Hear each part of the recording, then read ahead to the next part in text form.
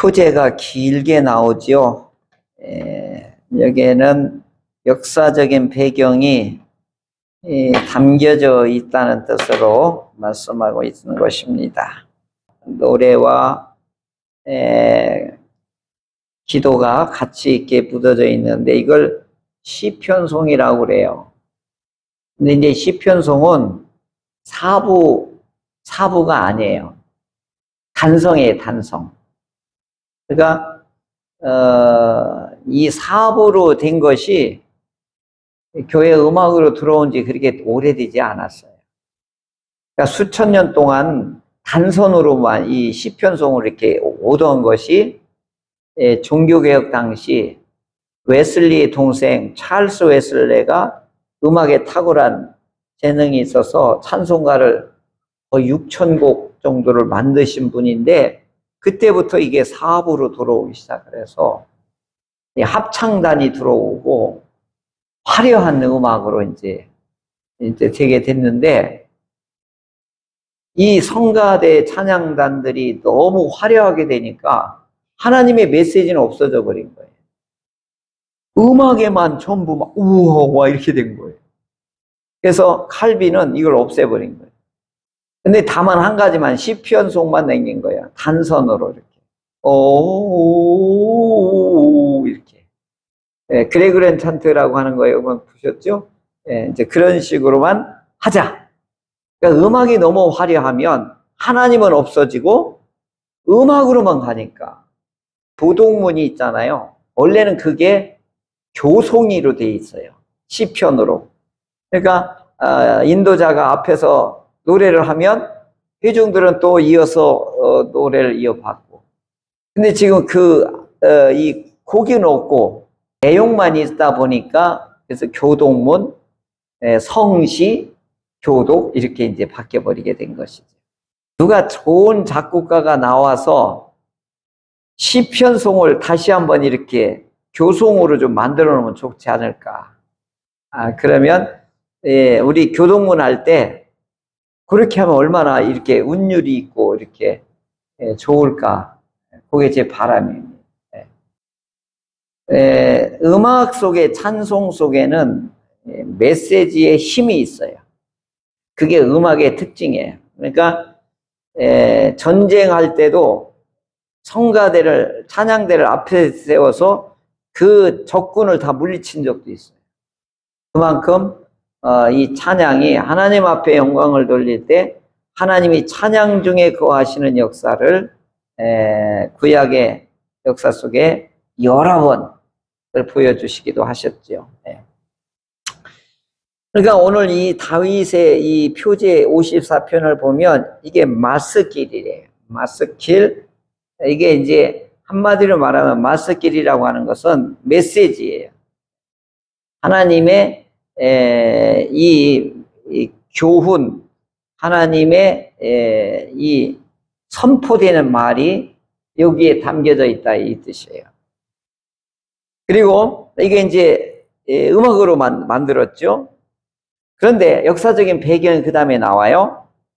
10사람이 사울에게 이르러 말하기를 다윗이 우리 주변에 숨어 있습니다 라고 사울왕께서 고자질하는 거예요. 가서 이 다윗이 숨어 있는 은신처를 얼른 왕에게 가서 알리는 거예요. 그런 상황 속에서 이 시편이 쓰여지게 되었다. 이런 표제입니다. 자, 그러면은 이 표제는 그 사무엘상 23장 19절 이하의 내용을 바탕으로 이루어진 거예요.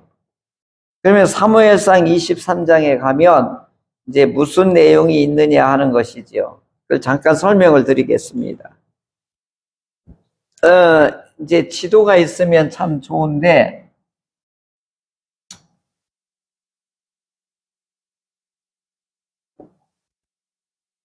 이게 이제 사해고요. 이게 갈릴리 호수입니다. 이게 이제 이스라엘의 대표적인 이게 이제 요단강이고 여기서부터 물이 흘러서 여기에 이제 쌓이게 되는 거죠.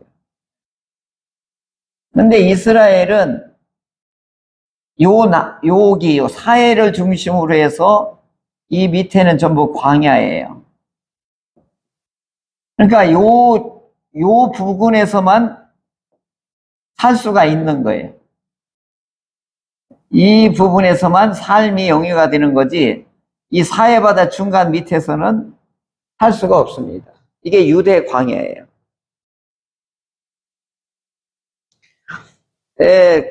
그러니까 지금 1대 왕이 사울인데, 사울왕이 하나님께 불순종함으로 인해서 하나님이 사울왕의 왕권을 박탈했단 말이에요.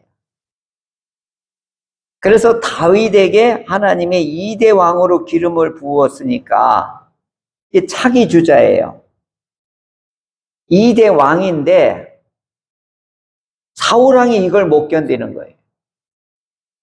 그게 뭐냐? 정적으로 생각해서 이제 어린아이인데, 이제 20살도 안 된 어린아이를 어떻게 정적으로 생각하고 죽이라는 거예요. 왕은 모든 공권력, 군대, 경찰, 그 다음에 주민들, 모든 백성을 다 풀어서 다윗 한 명을 잡아오라 이거예요. 그래서 이 다윗은 국가 수배자가 된 거예요. 그러니까 온 국민이 다윗을 지금 막 혈안이 돼서 찾아야 되는 거예요. 만약에 다윗을 도와줬다든가 숨겨줬다든가 먹을 것을 줬다든가 하면, 그러면 그 3족을 다 멸했어요. 그 정도로 이 정치가들은 잔인해요. 자기 권력에 도전하는 건 옛날이나 지금이나 못 견디는 거예요. 그러니까 이제 다윗이 살 길은 무슨 길밖에 없어요? 사람이 쫓아오지 못하는 오지, 무서운 광야, 계곡, 절벽, 이런 데는 무시무시한 데로만, 그러니까 군인들도 쫓아올 수 없는 그런, 사람으로 살 수 없는 데로 도망다니기 시작하는 거예요. 그곳이 바로 이제 여기 광야예요. 여기가 이제 오늘 등장하는데, 여기 10이라고 하는 여기 광야 사해바다 옆에 있어요. 제가 여기 가봤거든요. 그 옆에 엥게디라고 하는 데가 있는데, 엥게디가 이렇게 산이 거의 한 80도 정도 돼요. 근데 거기에는 예루살렘으로부터 내려오는 계곡의 물이 땅속으로 해가지고 요 엥게디 절벽 속에서 폭포수가 흘러내려요. 장관에. 거기만 나무가 막 숲을 이루고 있어요. 근데 그 위에 산이 엥게디예요. 근데 다 한마디로 말하면 풀 한 포기도 없는 바위가 같은, 그게 이제 요새예요, 요새. 아, 충분히 숨을 수 있겠구나. 군인이 쫓아와도 돌멩이 하나 던지면 군인 못 쫓아와요. 이런 데니까. 그 위에서 다 보이거든요. 그러면 위에 이 바위 하나 굴려봐요. 몇백 명이라도 그냥 돌 하나 굴리면 다 죽어요. 막 쫙 이렇게 올라가는 거예요. 이 10광야에 다윗이 숨어 있을 때 요나단이 여기 찾아와요. 그래서 요나단과 다윗이 여기에서 도원의 결의가 아니라 여기서 언약을 체결해. 여기는 도원의 결의이냐, 여기는 언약을 체결하는데 비슷해요. 언약을 체결하는 건 목숨을 걸고 서로 결의를 하는 거예요. 그러니까 이 요나단이 뭐라고 하냐면 믿음에 굳게 서라. 지금 요나단은 그 왕자 아니에요. 왕자가 이 목동한테 찾아와서 나는 네 다음에 왕이 될 테니까 걱정하지 마. 아버지께서 너를 죽이려고 하지만 하나님께서 너를 보호할 거야. 그러니까 너는 절대 믿음에 약해지지 마. 그러면서 여기서 다윗과 요나단하고 여기서 뭐예요? 이 언약을 체결하는 거예요. 너의 생명이 내 생명이고 내 생명이 너의 생명이야. 그러니까 네가 하나님께서 원하시는 분은 네가 왕이 될 거야. 내가 왕이 아니야. 그러니까 너는 믿음에 굳게 서라고 해서 십광야에서 다윗과 요나단 여기서 언약을 체결하는 거예요. 진짜 아름다워요. 진짜 아름다워요. 이 무서운 광야에 숨어 있는데 요나단이 여기까지 찾아온 거예요. 왕자가. 아버지는 다윗을 죽이려고 하고, 근데 이 요나단은 다윗을 살리려고 하고.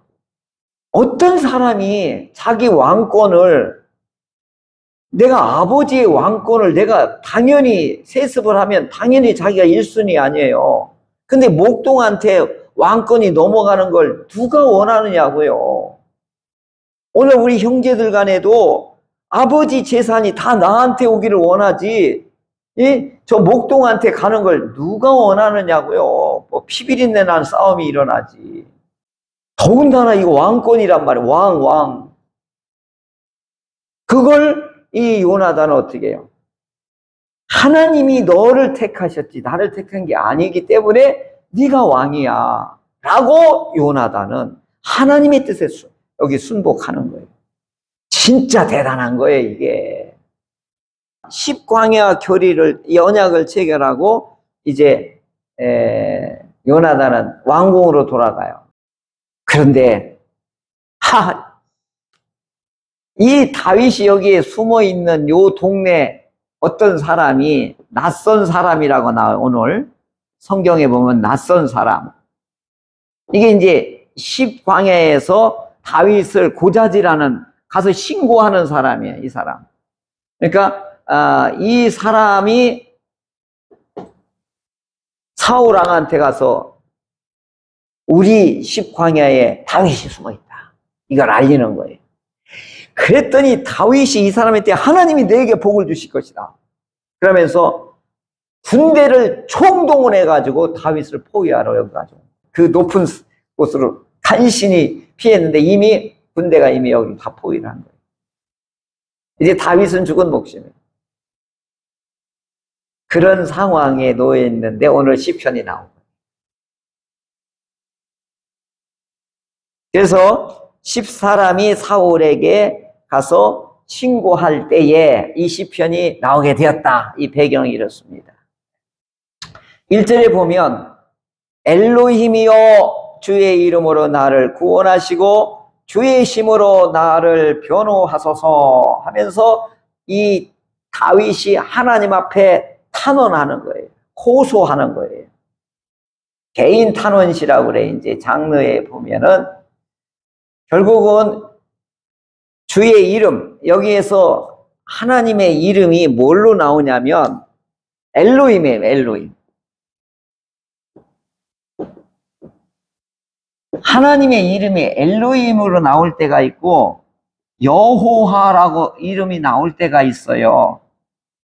요게요 기가 막혀요. 이 이름 속에 하나님의 계시가 엘로힘 하나님으로 나올 때는 주로 창조주 하나님, 심판주 하나님, 요때 주로 많이 사용할 엘로힘이라고 하는 하나님의 이름이 나올 때는 주로 요 뜻이에요. 그래서 창세기 1장 1절에도 태초에 하나님이 이렇게 천지를 할 때 그때 하나님이 엘로힘이에요. 태초에 엘로힘이 천지를 창조하시느라 이렇게 해야 돼요. 그러면 여호와가 이름이 나올 때는 이때는 구원이에요. 구원주예요. 더 복잡하긴 하지만 이것만 알아도 이 하나님의 이름을 통해서도 주는 계시적인 의미가 엄청난 거예요. 자, 그러면 다윗이 오늘 지금 위급하잖아요. 완전히 포위당해가지고 이제는 죽은 목숨이 된 거예요. 그러니까 어떻게 해요? 하나님 살려주세요가 자연적으로 나오게 되는 거죠. 구원해달라고 하는 이 다윗의 호소가, 탄원이 1절, 2절에 나오고 있는 것이죠. 내 기도를 들으시며 내 입의 말을 귀를 기울이소서.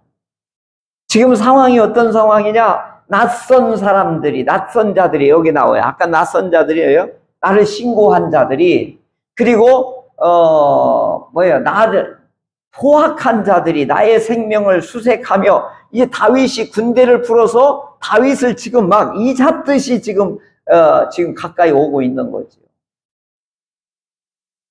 그런데 이들은 하나님을 모르는 자들이고 하나님을 알지도 못하는 자들이다. 낯선 자, 포악한 자, 이들을 하나님을 외면한 자, 이들을 일명 원수들이라고 하고 하나님의 이방인이라고도 이렇게 호칭하는데, 여기는 이방인보다는 이스라엘 사람이면서 하나님을 인정하지 않는 자들, 믿지 않는 자들, 이런 뜻이에요. 그들이 그래서 포악한 자들이다 이렇게 표현하는 거예요.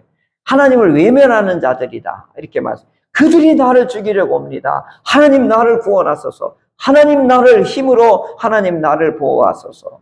막 긴급하게 하나님께 지금 탄원 기도를 하고 있는 것이죠. 사람은 딴 생각이 안 들 때가 언제냐면 위급할 때. 다윗은 항상 이런 위급한 상황에 절체절명의 시간, 시가 많이 나왔어요. 평안할 때는 시가 그때부터 안 나와요. 그러니까 오늘 우리들도 언제 다급하고 언제 힘들 때 언제 기도가 많이 나와요? 하나님 전능하신 치료자 하나님일 때는, 아플 때는 하나님이 치료하신 하나님이라는 게 절실히 믿어져요. 그러면서 원수들이 나를, 낯선 자, 포악한 자, 하나님을 외면한 자가 나를 지금 치러 옵니다. 하나님 그러니 얼른 구원해 주소서. 엘로힘, 하나님 나를 구원하시고, 그 다음에 엘로힘, 하나님의 원수는 보복하소서. 이제 뒤에 나와요. 하나님은 나를 도우시는 분이시며 내 생명을 붙들어 주시는 하나님이십니다. 원수를 악으로 갚으시고 주의 성심하심으로 그들을 어떻게 해요? 완전히 이 땅에서 보응하소서. 다윗의 기도는요 아주 구체적이에요.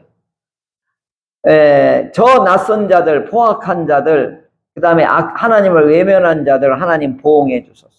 원수를 갚아 주소서. 이런 기도를 하고 있죠. 오늘 우리들의 기도가 하나님 나 살려주세요, 하나님 보호해 주세요, 하나님 들어주세요 하되, 나를 괴롭히는 원수 마귀는 하나님 멸하소서. 이 기도가 우리에게 필요한 것입니다. 원수는, 사단 마귀는 멸하소서. 우리의 기도는 반드시 이게 필요합니다. 나를 구원하시고 원수는 멸하소서. 다윗도 항시 이 기도가 나를 구원하시고 원수는 멸하소서, 이 두 구조가 항시 따라붙게 되어 있습니다. 그리고 나서 이게 다급하잖아요. 이게 탄원의 기도는 하나님 살려주세요, 이게 절실한 기도가 되고, 그 다음에 뭐가 돼요? 감사가 되고, 그 다음에 뭐가 돼요? 찬양이 되는 거예요. 그러니까 내가 낙헌제를 주께 제사합니다. 내가 자원으로 하나님께 예배드리겠습니다. 이 낙헌제는 이게 스스로 감사해서 자원으로 드리는 예배를 말하는 거예요. 그리고 여호와여 주의 이름에 감사합니다. 주의 이름이 어찌 그리 선하십니까? 막 이제 어떻게 저놈 때려 부셔 달라고 그러고, 하나님 나 구원해 달라고 하고 나서, 하나님은 어떤 분이라? 성실하시고 좋으신 분이시니까, 그러면서 하나님에 대한 막 이 고백을 하는 거죠. 신뢰의 고백을 하고. 그리고 참으로 주께서는 모든 환난에서 나를 건지시고 내 원수가 보응받는 것을 이렇게 해요. 내 눈이 똑똑히 보게 해달라고. 원수가 내 앞에서 박살나는 걸 보게 해달라고. 기도의 통쾌함이에요. 우리 기도의 통쾌함. 기도한 사람만이 느끼는 이 후련함. 이게 다윗은 이런 경험이 너무 많은 거예요. 앞에는 막 몰리고 쫓기고 위험하고 억울하고 이렇게 막 광야 같은 막 이 짐승 같은 삶이 살거든요. 한시도 잠을 편하게 잘 수가 없어요. 온 국민이 자기를 찾아서 죽이려고 하는데 어디서 편하게 한번 잠을 제대로 자냐고요. 얼마나 배가 고팠으면 제사장이 먹는 가서 떡을 달라고 하고 그 정도 했겠어요. 그런 절박하고 그런 어려울 때에 다윗의 영혼은 굉장히 맑았다는 거예요. 그러니까 우리의 고난은 육체적으로는 고나고 어렵지만 영혼은 어떻게 되는 거예요? 맑게 되는 거예요. 이게 참 신앙생활에 참 신비한 것 중에 하나예요. 모든 사람이 편안한 걸 원하잖아요. 편안하면 영적으로는 어떻게 해요? 흐려져요. 막 기도가 많이, 제목이 많이 생기잖아요. 그러면 영혼이 맑아져요. 그러면서 이 탄식의 시는 참 묘미가 있어요. 처음에는 위기가 너무 힘들어요. 하나님 살려주세요. 그 다음에 어떻게 하나님의 이 속성, 하나님의 인격, 하나님의 그것을 보고 감사를 해요. 그리고 나중에 어떻게 해요? 이제는 살려달라, 도와달라 안 하고 어때요? 하나님을 찬양만 해요. 하나님 나라 가면 기도가 없대요. 뭐만 있냐면 노래만 있대요. 아, 그 의미가 있어요. 거기 하나님이 계신데 뭐 달라 말라 뭐 다 있는데. 그러니까 거기 뭐만 있는 거예요? 사랑합니다. 높여드립니다. 이것밖에 없는 거죠. 그러니까 탄식 시의 하이라이트는 뭐냐? 찬양으로 끝나는 거예요. 그러니까 기도자는 항상 중요한 게 뭐냐? 하나님 앞에 막 이 마음을 쏟아놓을 수 있는 거예요. 왜요? 하나님과 나의 관계가 자녀의 관계니까. 그러니까 막 쏟아놓을 수 있는 거죠. 자신의 생명을 붙들어 주소서. 그 다음에 포악한 자는 내 눈이 똑똑히 볼 때 망하는 걸 보게 하소서. 그러니까 하나님은 어떤 분이니까? 에메트. 성실하고 신실하신 하나님이시니까. 한번 하시겠다고 하면 반드시 하시니까. 그래서 오늘 우리가 하나님의 성실하심, 하나님의 신실하심 같이 나도 하나님에 대한 믿음이 성실하고 신실하기를 원합니다. 이것은 오늘 우리들의 믿음의 태도의 중요한 요소인 것입니다. 그랬더니 어떻게 해요? 하나님께 제사 드리라, 헌금 드리라, 예물 드리라 안 해도 나는 그렇게 하고 싶다는 거예요. 하나님의 응답 받아봐요. 하나님의 응답 받으면 자동적으로 감사가 일어나게 돼 있어요. 기도 응답 되잖아요. 자동적으로 감사가 돼 있어요. 낙헌제. 자원에서 하나님께 막 헌신하고 봉사하고 드리고 싶고 막 그런 거예요. 다윗은 지금 그런 거예요. 이 기도를 드렸더니 어떻게 돼요? 이게 초하프까지 막 군인이 완전히 2중 3중으로 막 쪼여오는 거예요. 쪼여오는데 갑자기 이 군인들이 다 어떻게 해요? 예루살렘을 돌아가는 거예요. 블레셋이 쳐들어온 거예요. 그리고 어떻게 해요? 이 군사들이 다 앞으로 쭉 가버리는 거예요. 다윗이 거기서 보고 할렐루야 할렐루야 지금 이렇게 하는 거예요. 내 눈앞에 뭐라고 해요? 내 눈이 똑똑히 보게 해달라고. 할렐루야 하나님 감사합니다. 이게 되는 거예요. 그 사울이 그 다 잡은 다윗을 어떻게 해요? 블레셋이 쳐들어가니까 어떻게 해요? 큰일 났습니다 왕. 블레셋이 쳐들어왔습니다. 그러니까 어떻게 해요? 군대를 풀어서 블레셋 막기 위해서 막 철수한 거죠. 다윗은 이런 기도가 시편에 너무 많아요. 그리고 이 다윗의 이 기도 시편들이 이 51편서부터 계속해서 왕의 멋있는 모습이 아니에요. 개인의 어디 인간다운 억울하고 힘들고 분노하고 죽겠다고 하는 이런 오늘 우리들의 모습이 다윗에게 고스란히 있는 거예요. 위대한 왕이 아니에요. 오늘 우리하고 똑같은 사람이에요. 그것이 오늘 51편에서부터 59편까지 다윗이 처절한 탄식이 이게 시편으로 여기에 고스란히 모여 있는 거예요. 왜 그럴까? 이제 이게 의도가 있는 거예요. 누가 진정한 왕이냐 이거예요. 누가 진정한 참으로 왕이냐? 하나님을 의지하는 자다. 다윗이 왜 좋은 왕이냐? 하나님을 의지하는 자다. 이런 어려움 속에서도 환난 속에서도 궁급한 상황 속에서도 하나님을 의지하는 다윗이 이런 사람이 위대한 왕이다. 이걸 막 드러내는 거예요. 그리고 외면하는 자들은 어떻게 다 하나님이 다 이들은 망하리라, 멸하리라.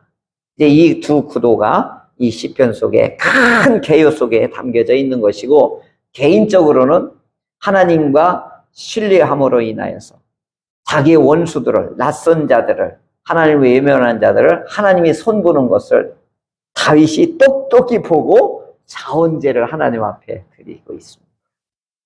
오늘 우리들도 맞서 내가 환경하고 사람하고 맞서 싸울 수가 없어요. 어떻게 해요? 그럴 때는 하나님께 기도하고 하나님을 의지하고 하나님을 신뢰하셔서 하나님의 우리 원수가 우리 앞에서 똑똑히 이와 같이 사라지는 그런 은혜를 체험하는 우리 모두가 되시기를 주님의 이름으로 축원합니다.